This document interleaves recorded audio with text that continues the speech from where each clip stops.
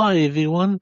It's been an extremely exhausting day for me today as I saw two movies. I saw Teenage Sex and Death at Camp Miasma and The Ice Cream Man, and I will be adding these reviews up now for you. But first of all, I'll be reviewing Teenage Sex and Death at Camp Miasma for you all. So, a queer director making a slasher franchise sequel becomes obsessed with casting the original film's final girl. This obsession pulls both women into psychological and sexual chaos. So on paper, it sounds messy and interesting. In reality, the film almost never comes to life for me. I went in with very low expectations because this is the same director as I Saw the TV Glow, a movie I actually hated.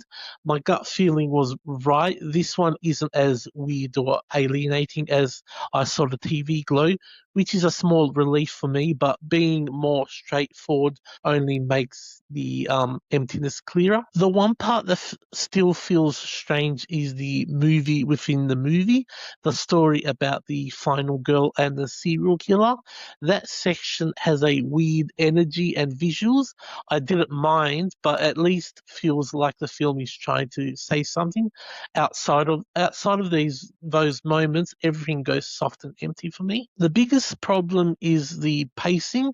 This movie is extremely boring. Scenes drag on far too long, conversations go nowhere, and also characters keep circling the same emotions without anything really changing. You keep waiting for the tension to build or the obsession to become dangerous, and it just doesn't go anywhere. The film crawls, it meanders in long stretches and also feels like pure dead air. What should have been a tense psychological spiral ends up feeling more like watching paint dry. The gore scenes don't help either. The kills are frequent and loud, but they look completely fake and over the top. The blood feels and looks fake. The violence has no real impact. Instead of shocking you, it just breaks whatever thin atmosphere the slow storytelling is trying to tell you and create. But I gotta say, there are some real strengths. The acting is strong. Both lead actresses give the material more weight than it deserves. The film looks absolutely gorgeous. It is soaked in sticky, saturated 1980s nostalgia, which I like, and the production design, lighting, and costumes all look expensive and carefully done. And also, the score is one of the best I've heard in years. It is lush, haunting, and generally beautiful.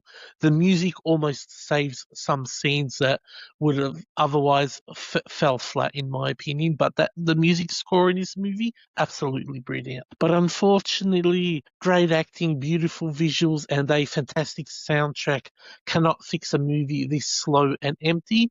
The obsession never feels truly obsessive. The chaos never feels truly chaotic. And also the psychological and sexual tension never tightens enough for me. Teenage Sex and Death at Camp Miasma looks good and sounds great, but it spends most of its runtime draining the life out of its own ideas. I wanted to like it more than I did, but unfortunately I didn't. So my score for this movie is unfortunately 2 stars out of 5. Um, this is the director's second movie, so even though I don't like this movie is borderline okay, and I like the TV Glow. It's only her second movie, so there's always more room to improve. But that, sorry, I know I keep on going on about it, but that soundtrack, man, it is so so so so so so beautiful.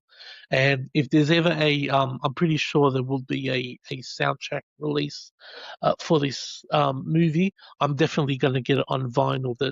It's, I would say, it's probably the best film score I've ever heard. It's that good. So that's my review. And also stay tuned for my next review will be for the Ice Cream Man.